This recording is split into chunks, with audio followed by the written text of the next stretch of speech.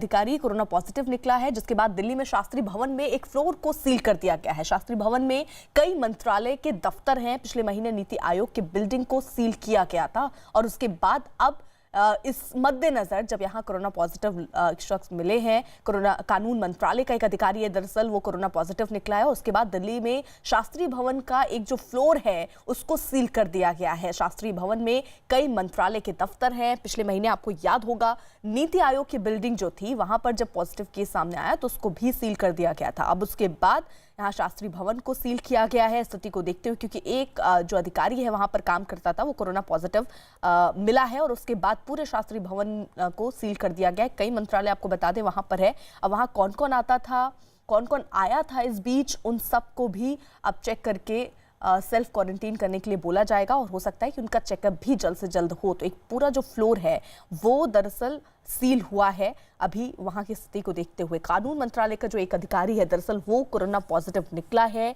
अब उनके संपर्क में कितने लोग रहे हैं, क्योंकि काफ़ी मंत्रालयों के दफ्तर वहां पर हैं और उनके संपर्क में कौन कौन आया उनको जल्द से जल्द चिन्हित करके उन्हें सेल्फ क्वारंटीन भेजा जा सकता है। कुछ लोगों का हो सकता है कि टेस्ट भी आगे लिया जाए कि कहीं और कोई भी तो कोरोना पॉजिटिव नहीं है। लेकिन अभी फिलहाल के लिए जो कदम उठाए गए हैं वो ये कि शास्त्री भवन में कई मंत्रालय के दफ्तर होने की वजह से एक फ्लोर जो है उसे पूरी तरीके से सील कर दिया गया है।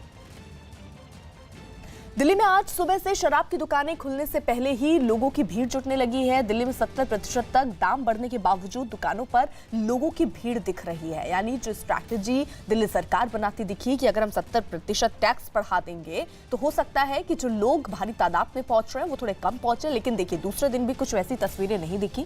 दिल्ली के अलग अलग इलाकों की रोहिणी और लक्ष्मी नगर की तस्वीरें हम आपको दिखा रहे हैं। 2 से 3 किलोमीटर की लंबी लाइन लगी हुई है, लोग वहां पहुंचे हैं और दिक्कत यहाँ ये है कि बहुत सारे लोग हैं जो सोशल डिस्टेंसिंग का पालन नहीं कर रहे हैं।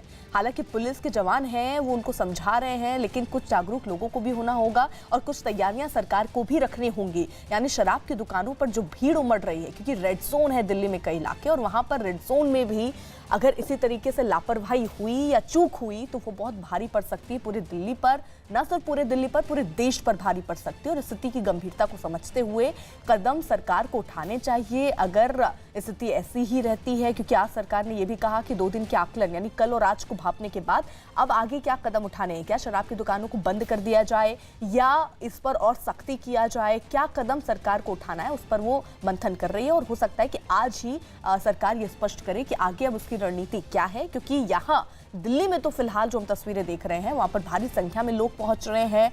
और कुछ ऐसी खबरें भी इस बीच आ रही थी कि जो सील्ड इलाके हैं जहां से बिल्कुल भी लोगों को निकलने की इजाजत नहीं है, कुछ लोग वहां से भी दूसरे इलाके में जा रहे हैं और वहां शराब लेने के लिए पहुंच रहे हैं, जो कि बेहद खतरनाक है। अब सील्ड इलाके से लोग बाहर कैसे निकल रहे हैं वो भी अलग जांच का विषय है।